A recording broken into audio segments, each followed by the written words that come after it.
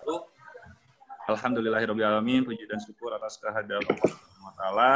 Pada malam hari ini kita bisa bersilaturahmi kembali, rekan-rekan ini semuanya dalam keadaan sehat walafiat. Semoga semuanya masih dalam kondisi semangat, kondisi yakin bahwa kalian ini sebagai penerus bangsa yang lebih baik lagi, sebagai calon sipil, baik itu nanti di dunia konstruksi, konsultan, pengawas, regulator, dan lain-lainnya.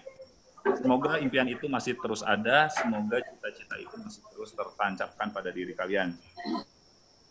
Izinkan saya kenalkan kembali, nama saya Angga Tresna Wibawa. Saya selaku founder dan juga CEO dari Hayu Group yang insya Allah saya akan mendampingi rekan-rekan selama 2 jam ke depan untuk menikmati materi pada malam hari ini terkait dengan dunia properti dan juga yang dimana insya Allah materi kali ini saya nggak akan sendiri, saya akan didampingi materi sekaligus rekan saya, sahabat saya, dan juga kakak kalian yang emang sudah berkecimpung di dunia properti udah 6 tahun lebih, 7 tahun ya bro? 6 tahun ya?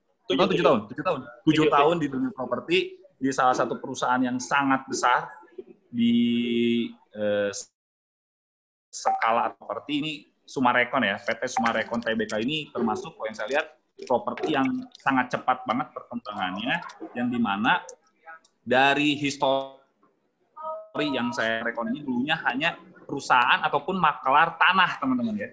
Dulunya ini perusahaan yang hanya jual beli tanah, tapi lambat laun kurang lebih mungkin ada kurang 20 tahun bisa menjadi perusahaan properti yang besar, salah satu perusahaan di bidang properti yang insya Allah kita akan coba gali informasinya dari Kang Aldi, juga kita cari tahu nih seperti apa sih dunia properti, cara masuknya, terus juga dunia teknisnya seperti apa, dan juga peluang. Oke, sebelum kita serahkan ke Kang Aldi, kita sapa dulu. Assalamualaikum Kang Aldi. Waalaikumsalam. Gimana nih bro? Sehat bro? Alhamdulillah, sehat. Ini lagi di mana nih? Biasa, mampir dulu, nggak sempat pulang ke rumah. Oh, jadi di kafe nih? Ke warung kopi terdekat. Iya. Oke. Sekarang di mana proyek bro? Proyek di mana? Sekarang lagi di Bandung sih, di Gede Bage. Di Gede Bage.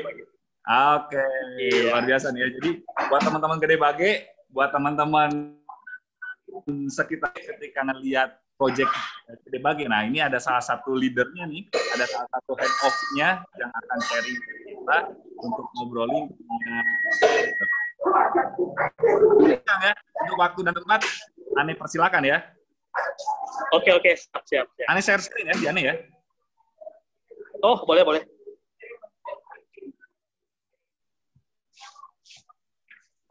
Udah masuk belum teman-teman? Nah, udah. Kang, sudah. Wah. Monggo bro.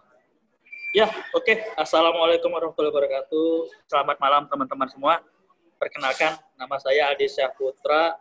2010 temenan dulu sama Kang Anggi dulu, sahabat banget lah dulu di himpunan kita ya Kang ya. Wah, ini yang di himpunan dulunya sering marah-marah nih.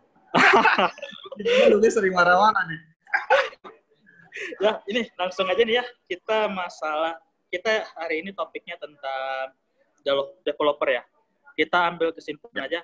Definisi developer bangunan 5 ayat 1 dari Peraturan Pemerintah Dalam Negeri nomor 5 tahun 74. Developer itu adalah suatu perusahaan yang berusaha di dalam bidang pembangunan perumahan berbagai jenis dalam jumlah besar di atas suatu satuan lingkungan pemukiman yang dilengkapi dengan berbagai sarana prasarana lingkungan dan fasilitas sosial yang diperlukan oleh masyarakat. Oke Kang, next aja Kang. Sip. Nah, jadi di sini saya ingin menjelaskan ruang lingkup dunia kerja sebelumnya udah ada yang ngejelasin tentang kontraktor Kang ya? Ada, sudah. Nah, kita udah berurutan nih ya. Dari konsultan, kontraktor, kontraktor, konsultan. Sekarang mulai masuk ke ownernya nih, ke developernya nih. Nah, jadi kita ini developer adalah sebagai kepala dari semua. Sorry bro, sinyal kayak ini. Kenapa tuh Kang? Sorry, nggak jelas sinyal kayaknya. Udah masuk belum? Halo. Halo, Ya, halo. sorry, kayaknya itu sinyal dirimu Kenceng nih. Oke, udah.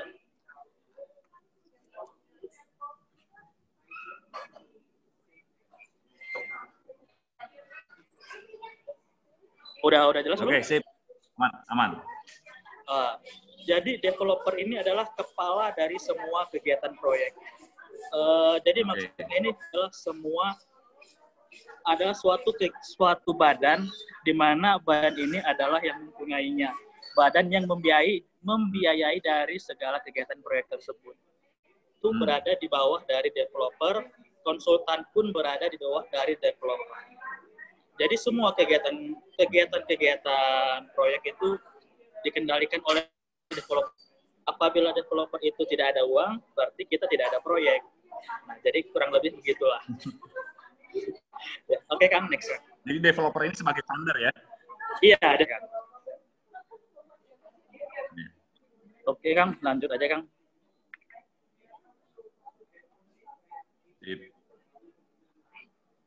Nah, anak-anak teknik sipil apa aja sih pekerjaannya kalau di developer ya? Jadi di developer itu ada 3 bagian kita. Ya khususnya sih di Sumarekon ya. Ada developer. Sorry bro, ini kayak sinyalnya agak trouble nih. Sinyalnya agak trouble. Patah-patah. Oke. Ini udah jelas? Udah jelas? Aman. Oke. Jadi Oke, udah jelas belum, Kang? Aman. Halo? Aman. Halo. Jadi aman. Halo. Ya. Jadi anak teknik sipil itu developer itu bisa bekerja di bagian marketing. Jadi kalau di developer itu untung anak sipil itu bisa kemana saja. Bisa di bagian marketing, bisa di bagian project, dan bisa di tahun manajemennya. Contoh kalau di marketing kita bisa jadi admin marketingnya, kita balas marketingnya, dan kita juga bisa jadi bagian perizinan dari marketingnya tersebut. Kalau dari project sih kita seperti biasa, ada pengawasnya, QC, dan admin proyek. Dan untuk tahun manajemen ini adalah divisi yang mengelola semua kegiatan, baik yang kegiatan proyek yang telah selesai dan belum selesai. Di sini juga bisa sih, anak teknik sipil itu bisa jadi adminnya, bahkan bisa jadi pengawasnya. Jadi untuk anak teknik sipil sih kalau di developer kepake banget lah dimanapun bagiannya kalau di developer. Multi talent ya? Multi talent. Kita anak sipil multi. Ya. Nah di sini sekedar sharing aja. Setelah 7 tahun ini berpikir karakter apa sih yang dibutuhkan seorang civil engineer di dunia developer. Yang pertama pasti ya, jujur ya. Kenapa saya bilang yang paling pertama jujur? Owner atau developer ini orang yang memegang uang, orang pertama yang memegang uang dari kegiatan proyek. Kalau kita nggak jujur, uang sudah hilang, proyek nggak jalan. Bagian yang paling penting adalah jujur. Yang kedua, pintar. Kenapa sih saya bilang pintar? Kenapa sih saya bilang harus pintar sih? Karena di sini kita sebagai owner itu kan kita bekerja dengan mitra-mitra. Takutin adalah kita nggak tahu mitra kita itu apakah semuanya benar atau tidak. Jadi kita harus lebih pintar dari mereka, biar anggapannya itu kayak kita bisa dibodoh-bodohin oleh mereka. Yang ketiga, tegas. Kenapa sih saya pengen anak teknik sipil itu harus tegas ya? Satu, kita sebagai developer itu sebagai tumpuan utama dari semakin kita tidak tegas, mitra kita juga maksudnya kalau kita tidak tegas, mitra kita juga gimana ya? Kita megang uang, kita tidak tegas, uang kita bakal kemana-mana oleh mitra kita. Jadi kita tidak bisa handle mereka. Kita bisa menghandle mereka. Terus yang keempat, tanggung jawab. Tanggung jawab udah pasti lah ya, kenapa pengen tanggung jawab gitu. Jadi semua kegiatan proyek itu kan, apalagi yang bermasalah dengan uang, kita harus tanggung jawab lah, apalagi kita kerja di perusahaan orangnya kan ya. Yang kelima, koordinasi yang baik. Nah, di sini bilang koordinasi yang baik, anak teknik sipil pintar banget secara teori, tapi tidak bisa mengimplementasikannya kepada rekan kerjanya. Tapi kalau mengimplementasinya ada, dia tidak pintar, sama juga nol. Nah, jadi sebenarnya koordinasi yang baik dan pintar itu harus wajib. Seimbang ya Pak ya? Seimbang. Karena kerja kita ini bergantung dengan orang. Kita beda, sipil sama teknik mesin, sama teknik yang lain kita beda. Anak teknik mesin bekerja dengan mesin. Anak teknik komputer bekerja dengan komputer. Kita anak teknik sipil, baik buruknya kita tergantung dari orang yang bekerja dengan kita. Semakin kita nggak bisa menghandle mereka, berarti kerja kita semakin buruk. Kalau kita bisa menghandle mereka dengan baik, berarti kerja kita akan menjadi baik. Yang terakhir, problem solver. Udah pasti ya, kalau problem solver itu di developer itu wajib. Karena kita tinggi dari kegiatan proyek tersebut. Semakin kita nggak bisa melakukan problem solver, proyek bakal tersendat, proyek nggak tepat waktu, ya udah, clear itu nggak bakal kelar-kelar. Jadi problem solver itu wajib juga sih untuk anak teknik sipil. Oke, next kan. Tips dan trik untuk ini maksudnya untuk bisa masuk kerja di dunia developer ya? Nah, ya. Itu kita harus paham dan mengerti apa yang harus dikerjakan dan apa yang tidak boleh dikerjakan. Jadi terkadang ada sih punya skup-skup masing-masing. Jadi kita harus paham apa sih yang mesti kita kerjakan, apa yang tidak kita kerjakan. Karena apabila yang tidak boleh kita kerjakan, hasilnya pasti nggak bakal benar. Dan hasil nggak benar, pasti imbasnya balik lagi ke proyek kita masing-masing. Yang kedua, tata bicara yang baik dan benar. Tata bicara yang baik dan benar ini saya bilang sih seperti sopan dan santun lah. Karena mungkin sih nanti kita di dunia kerja bakal kekang yang seusia dengan bapak kita sendiri. Iya. Nah, gimana sih kita bisa mengatur mereka dengan cara yang sopan dan baik. Kemarin dulu pernah sih waktu tahun kedua saya kerja di dunia developer, teman saya namanya Gabe. Nggak boleh ya bilang anak Batak, takutnya ras lagi ntar. Jadi dia ini, ya tau lah logat Sumatera, kerjanya di Tanah Sunda.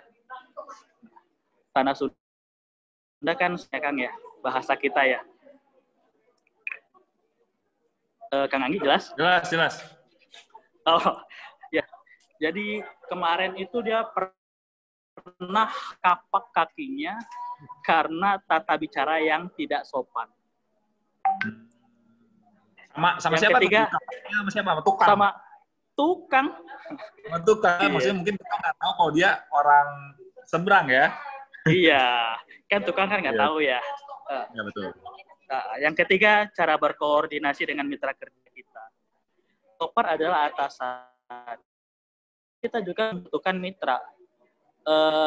Di sini sih kalau kita di developer itu bos, tapi kita nggak bos. Anggap mitra itu adalah teman kita. Baiknya mereka adalah baiknya kita, buruknya mereka adalah buruknya kita. Jadi kita harus saling bekerja sama. Jadi apabila mereka buruk ya, dan apabila mereka baik ya kita harus tetap bimbing juga biar mereka lebih baik. Yang keempat, tegas dan tanggung jawab. Yang tadi seperti saya bilang, ini yang paling penting, tegas, kita tegas, proyek semakin cepat, proyek semakin proyek semakin teliti, proyek semakin bagus. Gitu. Ada lagi nggak slide-nya? Nah, ini nggak mau sombong lah ya, takutnya kemarin sih saya nggak mau ngeluarin dokumentasi proyek, tapi disuruh Kang Anggi, ya udah cobalah apa aja sih yang udah dikerjain. Soalnya udah banyak banget Pak, yang aneh tahu banyak yang rekomendasi juga. Aldi bro, katanya Aldi nih yang paling cocok katanya gue. Jadi proyek pertama saya itu Kang Anggi, ini Sentia Business Park di Serpong. Ini bikin, iya kuliah sih saya.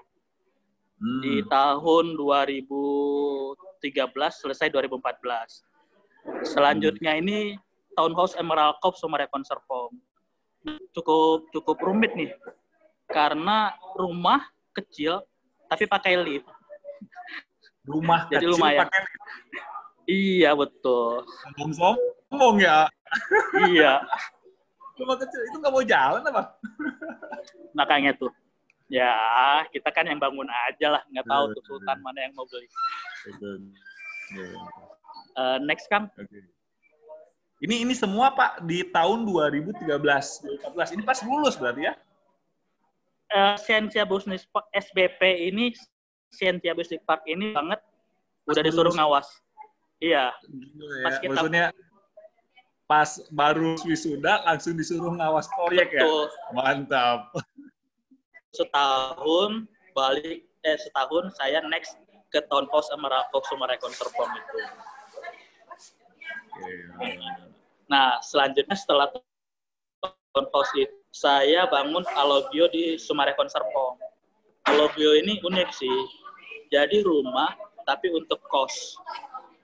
Jadi di sini kalau kenal anak-anak UMN yang outfitnya 1 juta, 2 juta, nah kosannya di sini nih, kosannya. Kosan aja 2 juta lebih ya? Terus ini klaster Tesla, perumahan kecil sih ini. Cuma ya 2 miliar, 3 miliar lah rumahnya. Ya, 1 rumah 2 kecil lah ya. Kayak Serpong ya. Iya.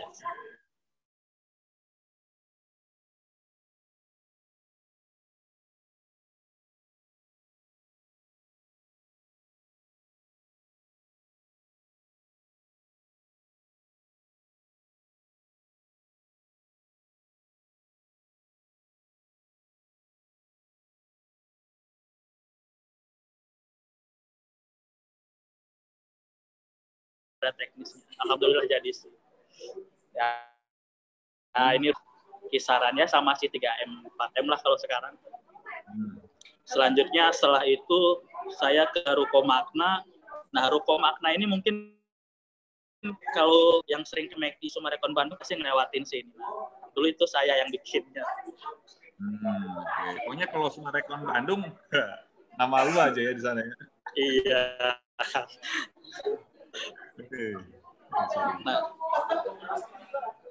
Nah, terus ya ini adalah proyek kecil-kecilan kan dulu kemarin itu proyek amal lah ini ibaratnya musola Al-Mukni. Bikin musola lumayan lah buat ini kita ya Kang ya, amal jariah kita ya katanya ya. Betul. Luar biasa. Nah, yang sekarang lagi on progress adalah klaster Dayana Sumarekon Bandung. Ya kurang lebih sih di 300 unit. Ini paling murah sih. Cuma untuk kelas Sumarekon. Oke, Kang. Waduh, sharing pengalaman ya. Sharing pengalaman. Enaknya mau sambil tanya jawab ya, Bro? Boleh. Tanya jawab. Ada yang disampaikan dulu. Ada yang mau tanya nggak? Ada yang mau nanya atau gimana gitu? Nah, ini pertanyaan yang udah banyak juga nih yang masuk ke PM Kanan ya. Boleh. Apa tuh? Apa ada yang mau disampaikan dulu dari kantor? Ada lagi nggak yang disampaikan? Saya mungkin ente tahu lah, ya waktu kita terakhir ketemu. Yang waktu saya cerita, yang saya ngomel-ngomel, ternyata tingkat kita anak Di tempat kerja kita dipanggil Pak Bos. Giliran pas ketemu alumni, saya yang manggil Akang. Punten manggil Akang. Oke, mantap loh. Jadi gini teman-teman, ini luar biasa ya. Ini permintaan dari Aldi juga. Aldi bilang ke saya, ini katanya jangan terlalu banyak slide ya. Maksudnya saya simpel aja. Nanti kita lebih banyak tanya jawabnya dan minimal dari slide tadi, dari paparan materi tadi ada gambaran seputar dunia developer itu seperti apa. Nanti insya Allah kita akan coba detailkan, kita akan coba rinci sesuai dengan tema yang akan kita bahas. Karena ini pertanyaan udah lumayan masuk juga nih bro ya. Udah lumayan masuk. Secara private message di Zoom ini udah lumayan juga.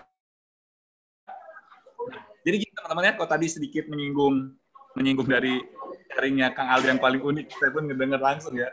Jadi Kang Aldi ini udah terbilang punya jam Sumarekon. Yang lucunya waktu itu lagi ada Mabim. Yang Syal. Reuni. Ya, Syal. Di acara kapan Mabim ya. Tahu-tahu ada alumni angkatan berapa bro? 2004 kalau nggak salah. 2004. Yang lucunya senior kita itu ternyata di Sumarekonnya itu bawahannya Aldi.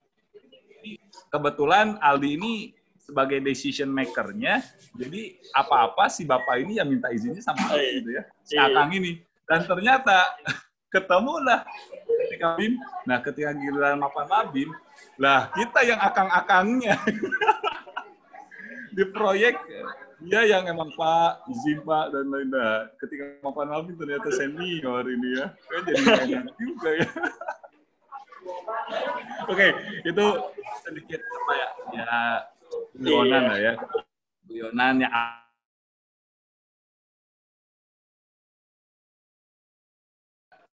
yang apa bedanya antara dunia development dengan development di luar itu? Kan contohnya owner lain juga sebenarnya kan developer ya, contohnya kayak Trans development itu ya, Transmart kayak gitu kan itu juga. Nah, itu apa bedanya bro? Dari angkatan 2019. Oh ya, jadi kalau di developer itu namanya developer residensial dan komersial. Developer residensial dan komersial. Komersial, oke. Betul. Nah, kalau residensial itu lebih ke perumahan. Nah, kebetulan Sumarekon sih dua-duanya residensial dan komersial. Jadi kalau untuk residensial itu kita membangun bangunan, tapi sebelum membangun itu kita harus menjual bangunan tersebut. Jadi kita dana bangunan itu dari konsumen itu. Sebelum bangun kita launching, kan ada tuh kayak di pameran-pameran lah di mall tuh. Kenapa sih mereka launching? Ya itu, karena mereka mau bangun, kita nggak punya dana, ya kita minta dana dari konsumen. Untungnya Sumarekon udah ada nama, jadi udah gampang lah, ibaratnya udah enak lah. Pak, ini saya mau jual rumah segini. Ya 2 tahun lagi bakal naik lah harganya gitu. Kalau untuk komersial itu lebih ke penyewaan. Seperti kita bangun gedung mall. Gedung mall itu masih punya kita Sumarekon. Nah, tapi di dalam gedung ada tenan-tenan. Nah, tenan-tenan itu menyewa bangunan kita untuk mereka kegiatan jual beli. Itu sih Pak bedanya sih. Kalau untuk developer residensi bangunan itu kita jual, kalau untuk komersial bangunan itu kita sewakan, tapi bangunan itu masih punya kita. Begitu. Nah, jadi buat teman-teman sekarang udah mulai paham ya. Siapapun itu, yang penting intinya developer adalah yang punya uang. Tinggal kita membedakan nih. Kita mau membangun ataupun kita mau kerja di perusahaan developernya residensial, komersial, atau dua-duanya. Betul ya Pak ya? Betul. Nah, Sumarekon ini termasuk dua-duanya. Dua-duanya. Nah, jadi balik dengan passion masing-masing lah ya. Iya sih, kalau kita di proyek sama aja. Ini ada pertanyaan. Ini ada pertanyaan lanjutan, Bro. Dari teman-teman 2003, apa Kang yang dilakukan atau dikerjakan seorang developer saat ketika terjun langsung ke lapangannya? Jadi mungkin kerjaan teknis di lapangannya ngapain aja. Meskipun tadi di awal kan job desk-nya udah ada, tapi ngapain aja nih? Termasuk Antum nih. Antum ngapain nih? Jadi project koordinator. Jadi Anda jelasin dulu ya. Kalau sebelum kegiatan itu kan ada nama tender.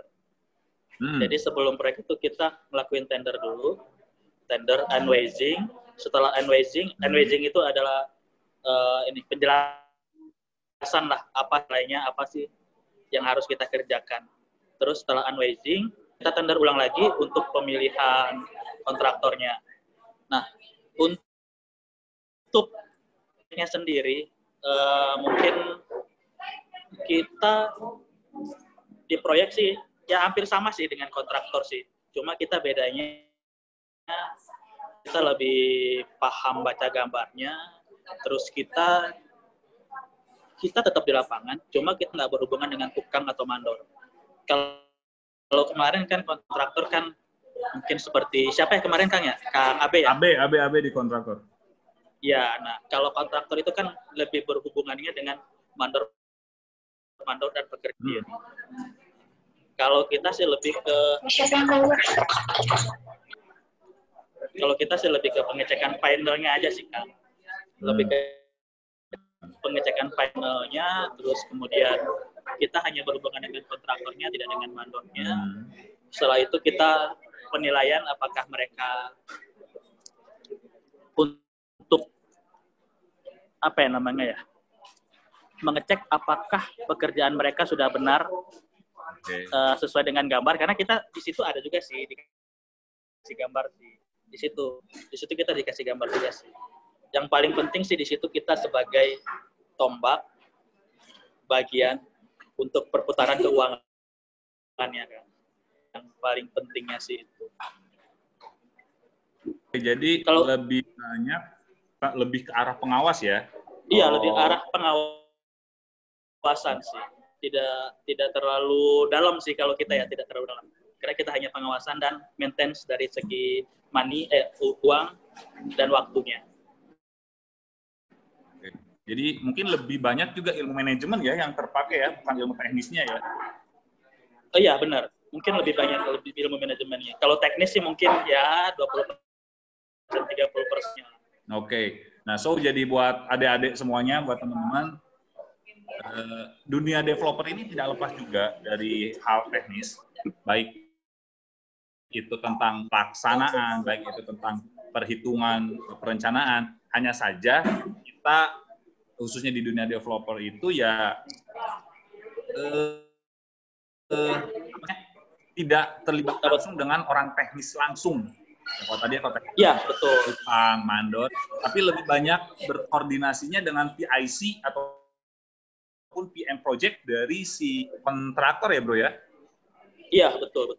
Nah jadi buat teman-teman yang emang nggak mau pengen di dunia sipil, mau sipil banget, mau ngurus uang, ngurus klien atau konsumen, developer kayaknya lebih cocok. Mau yang sambil nyampi, pengawas sambil jualan properti juga kayaknya bisa. Bisa. Nah jadi itu ya, jadi kerjaannya adalah emang dimanapun owner itu, developer ini termasuk owner ya. Jadi owner itu emang kerjanya owner. Cuma mungkin kalau Sumarekon ini ada pertanyaan yang lain nih, maksudnya menyambung. Sumarekon ini apa tuh? Apakah menggunakan jasa konsultan MK atau diawas sendiri, Kang?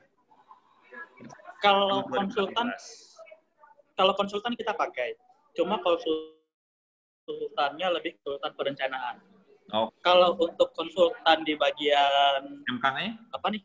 MK di lapangannya kita sendiri. Jadi tim. Nah, tim saya itu yang di lapangannya. Nah, yang stay di lapangan mereka. Oke. Nah, ini terkait juga teman-teman dengan materi yang dipaparkan sama tadi bahwa konsultan MK ini digunakan owner tidak mengerti sama sekali tentang dunia sipil. Oke, nah konsultan MK digunakan. Tapi ketika si owner mengerti ataupun paham dengan dunia sipil, ada tim tersendiri, maka tidak diperlukanlah konsultan MK. Nah, itulah yang membedakan. Oke, tolong dipahami dan dicatat. Untuk apa sih fungsi konsultan MA? Jadi konsultan MA itu berfungsi sebagai tangan kanan dari Sumar. Betul ya Pak ya? Betul. Gitu ya? Betul. Nah, kalau Sumarekon ini berarti udah punya tim MK-nya. Berarti antum sama aja sebenarnya kayak MK-nya Sumarekon ya, Bro? Iya. Berarti. Ya, kayak MK. Pantes jadi project koordinator. Astagfirullah. Jadi udah jadi tangan kanannya owner langsung ya. Lah, masih kelingkingnya lah. Masih dari. Mantap. Oke, kita lanjut ke pertanyaan selanjutnya, Pak. Oh iya, siap. Ini dari teman-teman 2000 lagi nih. Baca. Assalamualaikum Kang Aldi, semoga Kang sehat selalu. Izin bertanya, bagaimana Kang pengalaman pertama kali ketika sudah lulus dan menjadi pengawas untuk proyek pembangunan saya tadi ya, maksudnya proyek yang tadi. Oh iya. Cara ketika lulus dari pertama, nanya atau curhat ya, panjang banget. Bentar, secara ketika lulus dari sipil perumahan, bisa dibilang statusnya masih fresh graduate. Jawabannya seperti apa? Format pengajuan. Panjang banget ya. Jadi maksudnya ketika udah lulus langsung ditunjuk jadi pengawas proyek. Jadi untungnya sih waktu kita di Senja Business Park itu saya ada yang bimbing sih, karena kan kita satu tim. Saya bukan pribadi. Saya dibimbing sih sama atasan sih. Jadi kayak dulu sih awal-awal sih saya nggak tahu tuh apa sih KP. Saya kirain kan itu kan minuman ya, tempat minum. Ternyata KP itu kalau di sono alat untuk ngupas-ngupasin dinding yang kena cat. Jadi banyak sih. Nah, di sana sih ada yang bimbing sih kan. Jadi jangan takut lah kalau misal kita anak fresh graduate. Yang penting sih kita jangan malu bertanya. Nggak apa-apa sih salah. Toh kita masih fresh graduate dan pasti asasan ngerti lah. Yang penting niat kitanya sih mau belajar apa. Kalau saya, alhamdulillahnya sih tim atasan saya dulu baik sih. Dia ngajarin saya dari nol banget. Bagaimana sih cara ngobrolin kerjaan ke kontraktor, bagaimana sih cara bimbing mereka yang benar. Dibimbing sih kalau saya sih. Kalau dulu untungnya sih saya dibimbing. Ada yang bimbing saya. Jadi meskipun fresh graduate langsung mengawasi ya? Iya. Nah, mengawasi ya. Itulah gunanya himpunan Kang sebenarnya sih. Gimana Bang? Nah itu gimana tuh? Himpunan. Nah, kalau kita di kuliah itu kan belajar mekanika rekayasa lah, struktur lah.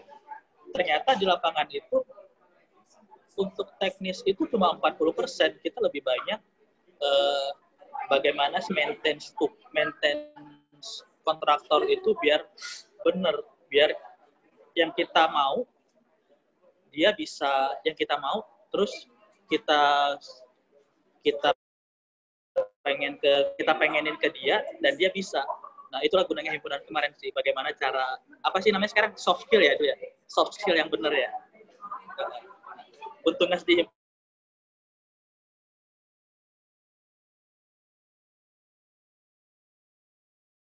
himpunan sih bicara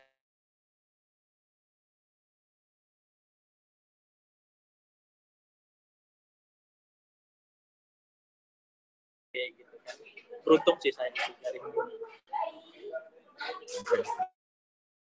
Antum tuh dari Riau ya bro ya dulu ya? Iya Riau Pekanbaru. Ya, dulu kan pasti agak challenge juga ya beradaptasi dengan lingkungan baru. Jadi menarik juga nih ya untuk. Betul. Nah ini kan ada pertanyaan selanjutnya nih, ini ada keterkaitan juga dengan pertanyaan sebelumnya.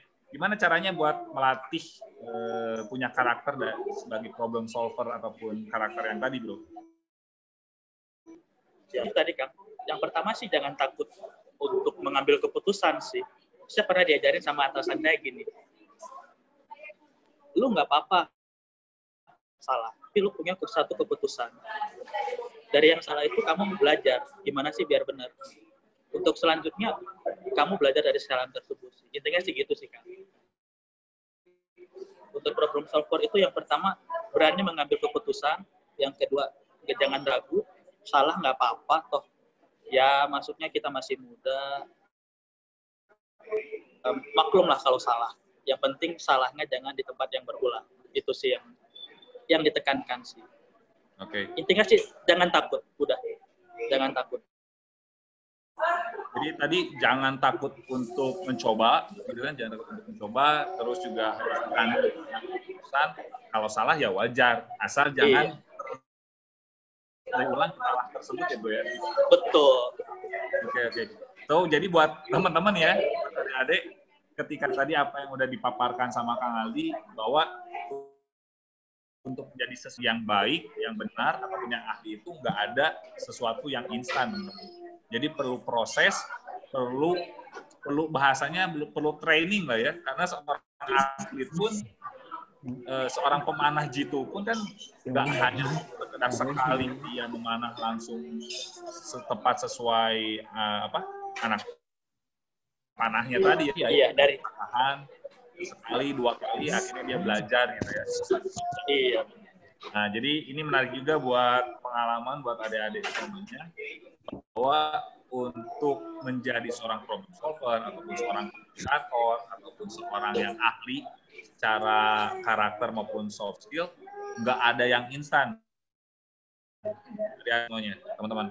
Jadi kalian perlu memupuk ini sejak dini. Kalau bisa sih dari mahasiswa ya, Bro ya? Betul. Ya, contohnya aja sih kayak dosen nanya, jatuh salah juga nggak apa-apa kan. Okay. Yang penting cara kita menyampaikan benar, ya nggak, Bro? Benar. Yang penting kita berani untuk mencoba, benar nggak sih? Benar. Okay. Salah paling cuma diketawain ya. Kain doang ya, no problem ya. No problem. Oke, ini ada pertanyaan selanjutnya nih. Kang, kira-kira kalau KP enggak ya? Bisa tuh, kemarin ada kayaknya. Bisa ya? Anak bisa. Yang penting tanya dulu ke jurusan, boleh nggak? Takutnya kan sekarang kan tuh ada. Sekarang KP-nya online ya, KP-nya online. Oh, KP online. Sekarang. Wah, anak ITENAS aja kemarin di lapangan. Oh iya, ITENAS di lapangan? Iya, anak ITENAS di lapangan. Korban kalah sama ITENAS. Iya. Wah, ini tolong disampaikan ke jurusan. Ya, aduh. Tapi mungkin bisa nggak ya sedikit membantu. Kira-kira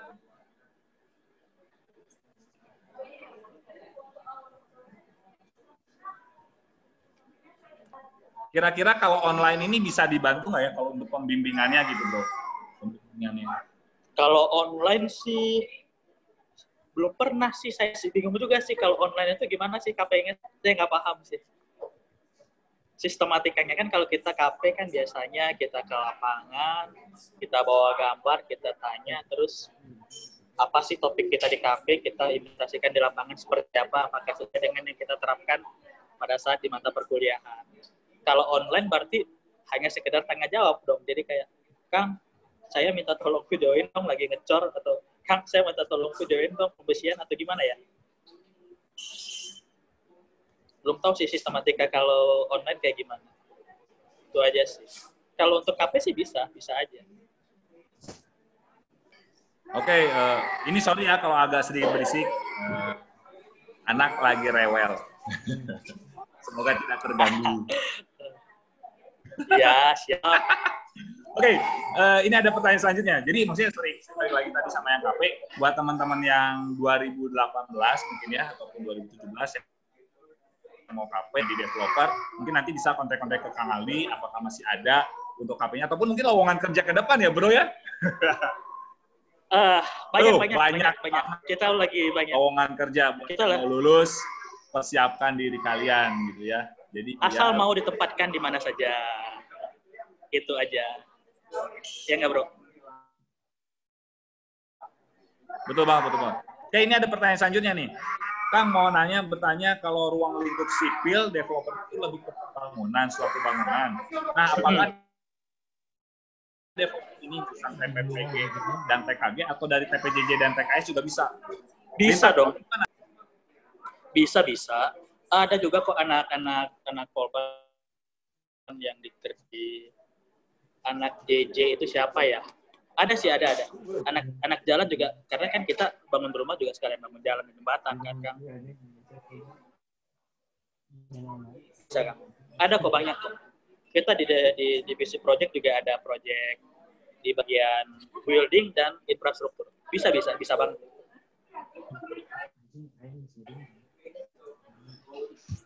Kenapa bro, anak baru bangun? Oke, lagi bangun. Maaf ya, teman-teman ini. Anak saya lagi update-nya sama bapaknya. Kebetulan juga ini lagi di rumah saudara, jadi nggak kondusif juga. Jadi maaf nih ya, kalau kurang maksimal. Semoga tidak mengganggu jalannya kegiatan. Ya, ini lagi senang-senangnya nih sama bapaknya.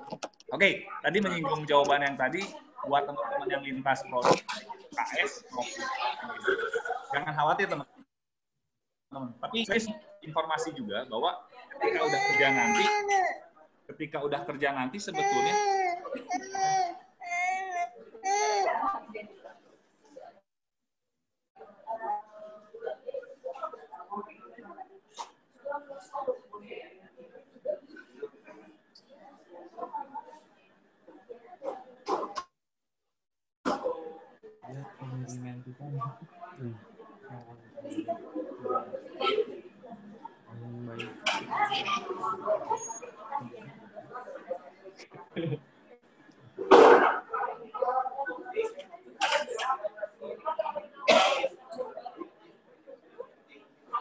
ini aku potong ya. Jadi buat KS sama TPJJ ataupun TPPG atau KG dan suatu saat lintas prodi, ini ketika kerjaan ini yang lebih dilihat lebih ke jurusan ya bro ya, benar nggak sih? Tapi gini Kang, kalau untuk di dunia kerja sih sebenarnya enggak juga sih. Sangat berpengaruh juga prodi. Enggak juga. Yang penting mau belajar aja sih. Mungkin ini angkatan berapa sih Kang Anggia? 2019 ya? Oh.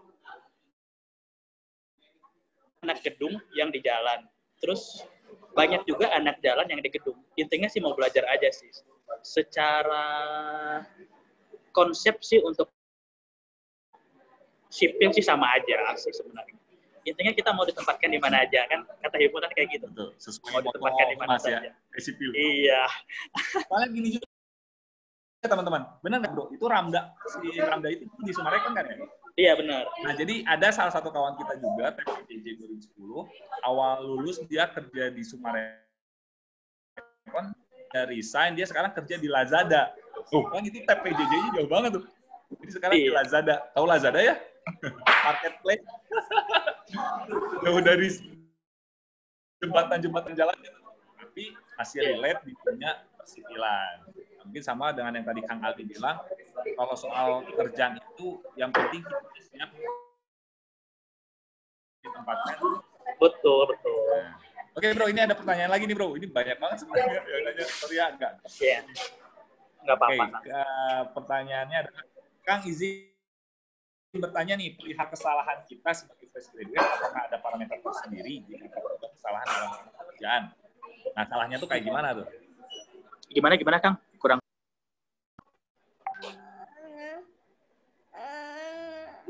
Halo? Ya, halo? Gimana? Jelas? Kurang paham nih bahasanya nih. Kurang paham. Oke. Anda harus jelasin pakai bahasa Jepang. Enggak, jadi maksudnya ketika ada kesalahan di proyek, nah itu parameter kesalahannya itu seperti apa nih kalau di ranah kerja gitu? Oh, untuk kesalahan teknis mungkin ya, teknis. Yes. Oh, ya mungkin kesalahannya kayak, ini dimensi baloknya salah nih. Gitu. Itu sih kesalahan kecil yang bisa dimaafkan lah. Kayak dimensi baloknya kekecilan atau ini nih warna catnya salah nih atau yang lain. Ini nih yang harusnya bukan pintunya di kanan jadi ke kiri. Terus ini nih kayak salah material gitu.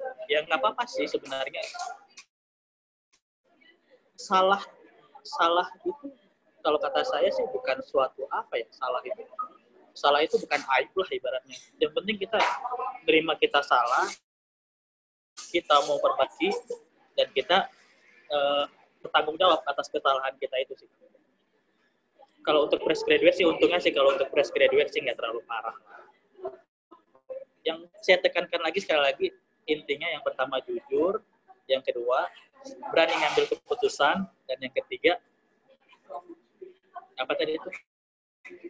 Jujur, jangan takut ambil keputusan. Ya udahlah, gitu aja lah. Untuk fresh graduate itu udah cukup sih kata saya. Jadi untuk fresh graduate itu sendiri sebetulnya nggak, ketika ada kesalahan masih bisa ditolerir ya, ya? Iya, masih bisa. Fatal banget lah ya.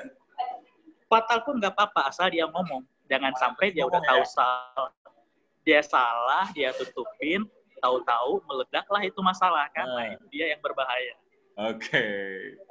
Karena ada ya mungkin kemarin juga sempat ada bahas juga sama teman-teman dari belajar bahwa ada salah satu kawan kita pun yang melakukan kesalahan, sebenarnya bukan salah dia, tapi dia dikambing hitamkan. Karena kesalahannya itu, entah siapa yang melakukan kesalahan, teman kita disalahin, itu merugikan perusahaan 15. Parah. Jadi, tapi biasa. Apa menjadi tantangan mental berat juga sih buat teman-teman. Oke, ini ada pertanyaan lagi nih. Jika kita memiliki goals atau tujuan untuk tidak melakukan kesalahan pada pekerjaan kita di tahun pertama dan sebagai graduate, bagaimana sih solusi menurut Akang biar kita nggak melakukan kesalahan agar tercapai goals tujuan kita? Nah, jadi mungkin ini masih orang yang sama. Jadi biar dari kesalahan yang tadi kita mungkin memperbaiki goals itu gimana? Sulit juga sih, manusia itu kan tempatnya salah.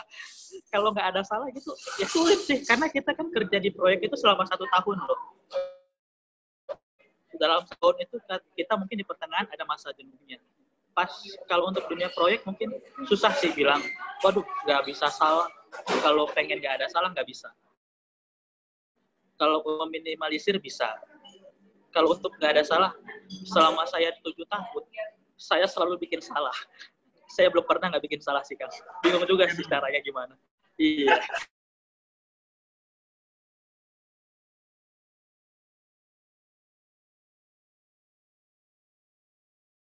Solusi simpel ya kita adalah kita komunikasikan, ya kita mungkin pasti meminta maaf ya. Betul. Dan kita perlu juga mempertanggungjawabkan dari kesalahan tadi juga, bro. Atau betul. Jadi ada semangat. Betul, kita ada dikasih tanggung jawab sih. Pasti harus lah itu. Kalau nggak kayak gitu kan kita nggak belajar namanya. Betul. Nah, jadi buat teman-teman, dimulai dari sekarang ketika ada salah, jangankan pas mahasiswa ya, dunia kerja aja itu bukan sesuatu yang aneh. Jadi ketika mahasiswa, masih kuliah, masih dikit-dikit, aduh takut ngomong, karena takut coba, ya kalian latihan, biar semakin terasa juga nih. Dan kita bisa belajar dari pengalaman. Perbanyak kesalahan pada saat masa kuliah. Kalau pada saat saya kerja, potong gaji, Pak. Wih, bener juga ya. Iya. Oke, ada istilah kalau aneh kutip dari Bob Sadino itu bisa gitu ya, perbanyaklah kegagalan di usia muda, ataupun carilah kegagalan tersebut gitu. Kan itu agak frontal juga ya, carilah kegagalan. Bukan ngeri juga tuh ya. Iya, benar sih. Karena mungkin pada dasarnya dari kesalahan atau kegagalan tadi itu awal mulanya kita berubah juga ya, Pak ya? Benar nggak sih? Iya, betul. Benar banget. Oke, mantap. Oke, Pak, kita lanjut pertanyaan selanjutnya nih. Untuk kami, ada maba juga nih ya. Sorry, Ani lupa. Ini ada maba juga di tingkat 1. Untuk kami para maba di teknik, ini disingkat ya, kami dari Teksip. Apa hal yang harus dibiasakan di perkuliahan sejak ini agar siap untuk masuk di kerja? Apa aja nih, bro? Siapkan. Yang pertama, untuk maba jangan cengeng, mental harus kuat. Kadang kan suka ada tuh maba tuh, wah dikasih tugas banyak, cengeng, pengen mengundurkan diri. Jangan. Dunia kerja lebih parah dari itu. Yang pertama sih kita harus kuat lah. Yang kedua pastilah disiplin ya, harus ya. Apalagi masa kuliah kan kita ada waktu kuliahnya. Gitu. Yang ketiga sih ya rajin berkomunikasi lah, bisa rajin berkomunikasi. Kita nggak tahu ya rezeki kita itu di mana. Saya sih pernah ketemu teman sih, dia pernah cerita kayak gini. Saya sih dulu kuliah nggak pinter-pinter amat, tapi alhamdulillah karena di dunia pertemanan saya banyak, alhamdulillah uang saya lumayan banyak juga sekarang katanya. Jadi jangan jadi mahasiswa kupu-kupu lah. Kupu-kupu tuh kuliah pulang. Organisasi itu wajib sebenarnya. Kalau kata saya, kita nggak bisa mengandalkan ilmu teknik kita di dunia kerja, tapi kita nggak punya relasi sama aja. Itu sih Kang Anggi. Perbanyak komunikasi sama teman-teman Kang Anggi. Dan kuliah pulang mulu. Ini jadi tantangan, bro. Ini di angkatan sekarang jadi tantangan ya. Efek pandemi ini ketemu aja jarang banget, hanya online. Tapi artinya gimana tuh, bro? Apakah perlu ketemu gitu? Apakah hanya online aja biar saling mengenal? Saya kelas ini izin berkenalan. Kayak gitu ya sekarang ya. Saya nggak tahu sih dunia perkuliahan gimana. Online. Ya, intinya sih, iya sih. Intinya sih,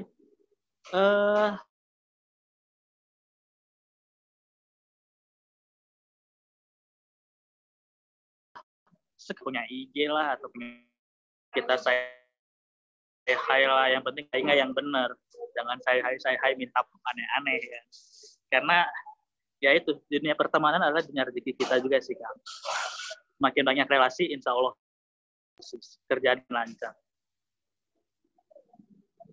Ya begitu, susah juga sih Kang kalau anak sekarang sih ya, gara-gara corona, tapi berdoa aja lah 2021 awal Januari corona udah hilang.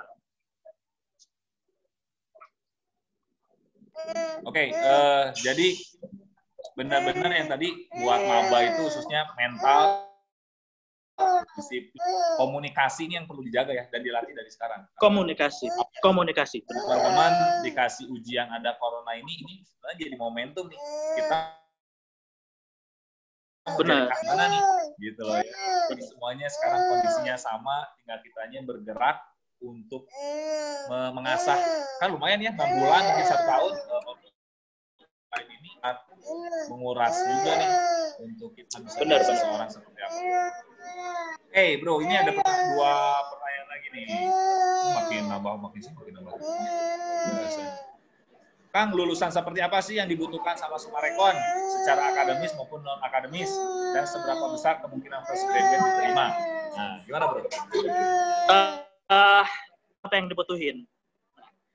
Yang pasti sih IPK 3 lah ya kalau secara akademis. Yang pasti IPK 3 udah itu. Harus 3 ya? 3. Harus 3. Harus 3. 3. Tapi kalau untuk dari segi non akademisnya sih yang diminta ya yang tadi saya bilang di awal, jujur, pintar di mana aja, bertanggung jawab, bisa berkomunikasi, itu aja sih Kang. Ini ada pertanyaan lanjutan dan kurang lebih serupa. Kang, tips Sumarekon. Apa ditanya? Tips and trick yang pertama sih biar kita diterima sih, yang pertama jangan kita patokin gaji lah. Kita fresh graduate, kita belum ada pengalaman apa-apa. Kadang ada sih, saya pengalaman sih mungkin adalah adik tingkat saya juga 2016 atau 2017 gitu. Dia baru masuk, terus dia bilang interview, Pak, saya dibalikin lagi sama bosnya saya. Kamu gaji segini, pengalaman kamu apa aja?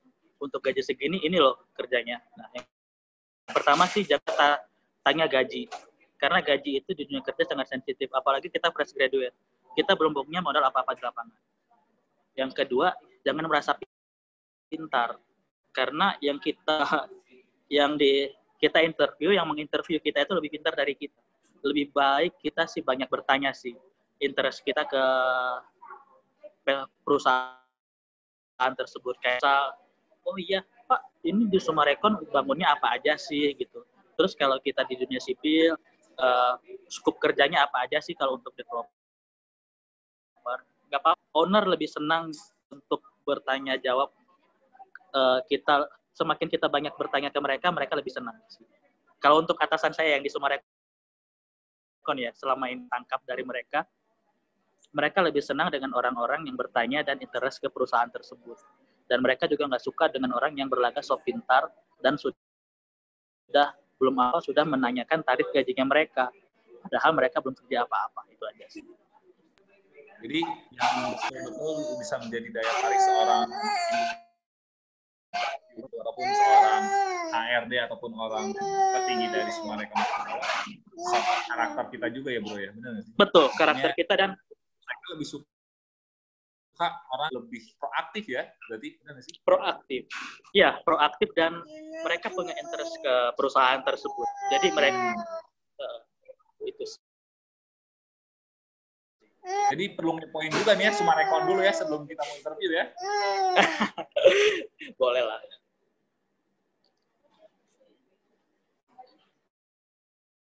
Ini ada satu pertanyaan terakhir dari sorry ya kalau banyak ada suara-suara tangisan.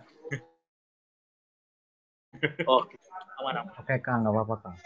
Oke, sorry, aneh sebelum masuk ke pertanyaannya, balik lagi sama interview buat teman-teman, buat adik-adik semuanya.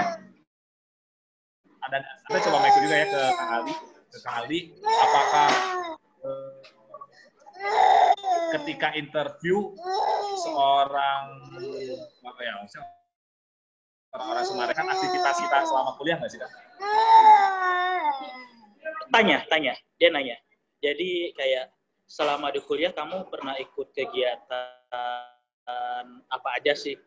Seperti UKM apa aja sih yang pernah kita ikutin? Terus apakah kita ikut himpunan? Apakah kita TM atau MPM? Karena mereka untuk di awal itu mereka pengen melihat ini anak pinter nggak berkoordinasi, pinter nggak berbicara gitu. Karena untuk fresh graduate poin pertama itu poin plusnya itu kalau kita bisa berinteraksi dengan orang itu udah bagus banget. Kalau untuk teknis sih mungkin bisa belajar jati diri seperti itu tuh yang lumayan dicari banget yang kayak gitu. Kalau untuk fresh graduate.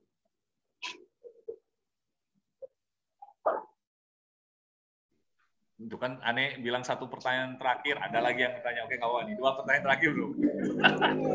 Nggak apa-apa, santai bro. Santai, ya? Tutupnya jam 11. Oh, Tutup jam 11 aman. Antum jam 9 aja, cukup.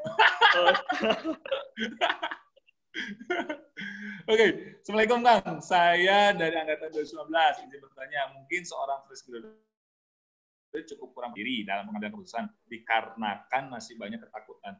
Kita sering bertanya kepada atasan apakah melakukan hal tersebut akan membuat atasan kita risih atau membuat dia senang. Nah, jadi kalau banyak nanya apakah itu poin plus atau negatif? Ya salahnya yang puguhoynya terus betul. Gimana bro? Gimana tuh? Saya dulu sih termasuk orang yang banyak nanya juga sih, dan juga termasuk orang yang suka ngebantah kegiatan di proyek yang kita pelajarin dulu ya di kuliah. Untuk atasan sih semakin banyak bertanya anak buahnya dia merasa senang sih, karena dia lihat itu wah, ini anak bener nih. Kalau dia semakin banyak bertanya, berarti dia semakin banyak di lapangan. Gitu sih, berarti ini orang benar-benar kerjanya. Kalau dia nggak ada, itu dipertanyakan. Ini orang benar nggak sih kerjanya? Kenapa nggak pernah nanya? Pinter enggak, ini enggak, kok nggak pernah nanya gitu sih. Dari sisi enggak sih, tergantung kitanya aja. Kalau kita nanya beliin kopi, enggak lah. Tapi kalau kita nanya, terus pada saat jam istirahat nanya terus, mungkin bosen dia. Ya porsinya aja sih, gimana kitanya aja. Sih kalau untuk saya sih dengan atasan sih aman sih, karena ya mungkin udah deket juga sih ya dari dulu sih, udah 7 tahun juga sih. Gitu sih Kang Anggia. Jadi buat teman-teman bisa tahu banyak nanya baiknya, coba aja ketika kalian sering banyak nanya ke dosen, itu pertanyaannya kayak gimana? Jadi pada dasarnya balik lagi pada diri kita, ketika emang dirasa perlu ditanyakan, ya kita benar ditanyakan. Tapi jangan sampai karena dimudahkan, Kang ini biar atasannya senang sama kita, ataupun cari muka gitu ya. Padahal kita bisa nih. Oh, jangan. Kayak gitu. Jangan. Benar. Kalau kayak gitu jangan. Jadi biar kelihatan. Itu sangat berbahaya. Biar jadi karyawan aktif. Biar jadi karyawan inisiatif, banyak nanya. Oh, yang ada dongkol juga nanti orangnya. Atasan tahu loh, Kang. Atasan itu tahu kalau mana sih bawahan yang cari muka, mana bawahan yang benar-benar pengen bertanya untuk ilmunya dia. Tahu sih, mereka udah tahu. Karena mereka pengalaman. Karena mereka punya experience yang pernah mereka rasakan juga ya. Betul. Mantap. Oke, Kang, satu pertanyaan terakhir nih. Luar biasa nih. Kan tadi developer dibuat bangunan tuh. Ada developer residensial lah. Kalau yang saya tangkap itu tuh kayak buat bangunan gedung aja. Nah, kalau bangunan jembatan hujan itu sama developer yang bikin jembatan atau jalan itu gimana tuh? Oh, kalau bikin jalan jembatan itu termasuk di sebuah fasilitas untuk residensial dan komersial ada sih bangun sih. Itu bukan sebagai untuk menjual apa ya? Ibaratnya kalau untuk bangun jembatan itu sebagai salah satu jual kita lah ke konsumen. Jadi semakin kita bagusin infrastrukturnya, kemungkinan besar nilai bangunan kita semakin mahal. Nggak maksud ya saya omongin ya, bingung ya, Kang Anggia. Maksud nggak sih omongan saya? Coba dibuat per ini aja belum? Tadi apa sih? Lupa. Lagi nggak fokus. Apa? Kalau developer jembatan. Halo Kang Anggia. Jadi yang nanya itu kan dari tadi itu ngejelasinnya banyaknya residensial sama komersial. Nah, untuk kan lebih ke arah gedung. Nah, buat jembatan jalan ini gimana? Ya tanggung jawab kita juga sih sebenarnya. Ini kebetulan karena saya project koordinator bagian gedung. Sebenarnya sih project koordinator itu ada dua sih. Di mau residensial mau komersial kita ada dua beda. Ada divisi infrastruktur sama divisi building. Nah, kebetulan saya untuk divisi building. Kalau infrastruktur ada sih, Kak. Ada. Mau komersial ada. Karena itu tanggung jawab kita juga. Karena kita kan nggak mungkin jualan tanpa jalan. Gitu sih. Oke, mungkin. Halo, Kang Ali. Ya. Masih. Oke, jadi mungkin bertanya ini lebih karena emang bagiannya Kang Ali ini di bagian ranah bangunan, gedung, jadi emang banyaknya sana. Tapi kalau jembatan ataupun jalan sebetulnya masih dalam ruang developer ya teman-teman. Jadi intinya seorang developer itu adalah orang yang memiliki uang dan konsep, oke? Dan konsep itu pun terkadang selalu kan kalau untuk desain konsultan. Tapi kalau developer itu yang penting bisa punya mind mapping-nya di big map-nya mau kayak gimana. Nah itu biasanya developer. Contoh kayak developer infrastruktur itu kayak Kementerian PUPR. Nah dia selalu bikin flyover, dia bikin jembatan, Suramadu. Itu developer juga, tapi bukan pemerintah. Gitu. Bahasanya bukan developer sih ya, owner ya, jatuhnya owner. Jatuhnya owner. Sebenarnya developer ini owner. Iya. Oke, ini ada satu, udah. Ini udah berakhir ya. Udah iklan suara anak saya, jadi sangat bikin tidak nyaman. Oke bro, thank you banget nih atas sharing-nya kali ini, malam ini. Udah jawab pertanyaan dari teman-teman juga. Mungkin boleh dong kasih closing statement nih buat teman. Apa ya? Closing statement apa nih, Kang? Kayak Deddy Kobuzer. Arahan-arahan buat adik-adik kita ke depan. Intinya sih untuk yang mau lulus, apalagi karena corona ini ya. Untuk yang mau lulus ya tetap semangat ya. Karena ya corona ini mungkin musibah, mungkin juga ada rezekinya lah.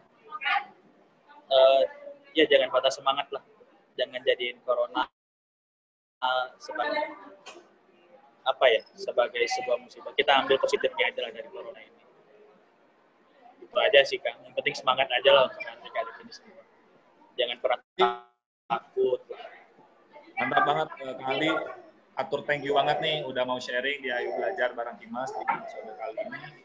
Jadi buat teman-teman khususnya maba 20, tahun 2019, 2018, 2017, intinya developer ini yang bukan manajemen dan juga ada teknisi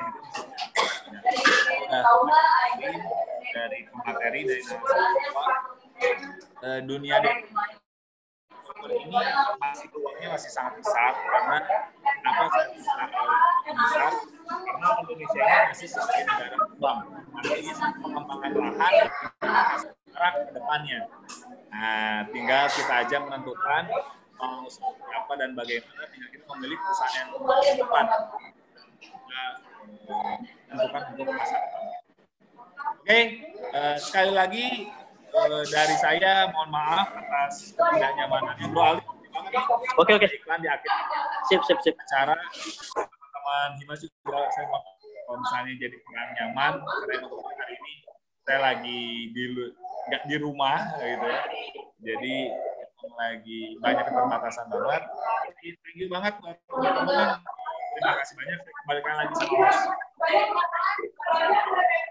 Oke, terima kasih kepada Kang Anggia selaku moderator dan Kang Aldi Syahputra selaku narasumber yang sudah memberikan materi dan menjawab pertanyaan dari teman-teman dengan sangat luar biasa ya Kang. Terima kasih ya. Kang.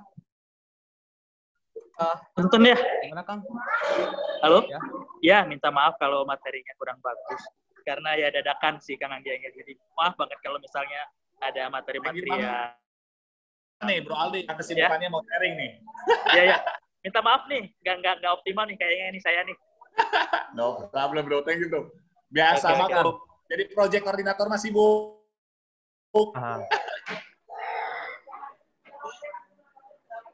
Oh ya, kepada para peserta, saya ingatkan kembali harap mengesensi pada link presensi yang telah dikirimkan pada kolom chat Zoom atau WA Group.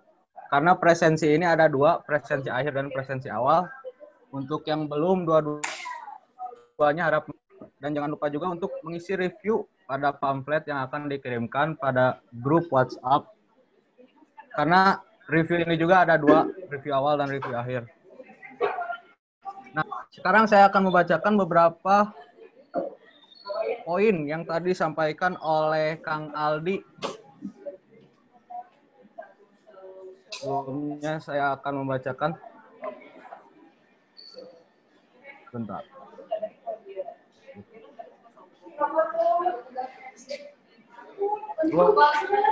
Ruang lingkup developer bangunan. Developer adalah suatu perusahaan yang berusaha dalam bidang pembangunan perumahan dari berbagai jenis dalam jumlah yang besar di atas suatu pemukiman yang dilengkapi dengan berbagai prasarana lingkungan dan fasilitas sosial yang diperlukan oleh masyarakat dan penghuninya. Seorang developer harus mempunyai karakter yang unggul seperti jujur, pintar, tegas, tanggung jawab, koordinasi yang baik, serta memiliki problem solver. Karena seorang developer bukan hanya mengurusi hal-hal teknis tentang teknik sipil, lain itu kita harus mempunyai soft skill yang baik, diantaranya tentang manajemen waktu, berlatih kepemimpinan, serta berani keputusan. Semua itu perlu dilatih dan dibentuk, dan tentunya bukan hal yang instan. Salah satunya yaitu bisa didapatkan dengan ilmu keorganisasian di kampus. Halnya kita bisa ketahui di jurusan teknik sipil ini kita ada himpunan. Nah, kita harus melatih kemampuan soft himpunan karena seorang developer juga bukan mengurusi hal-hal teknis tentang keteknik sipilan, juga harus mempunyai karakter-karakter, yaitu seperti kepemimpinan dan bisa berani mengambil keputusan. Terima kasih.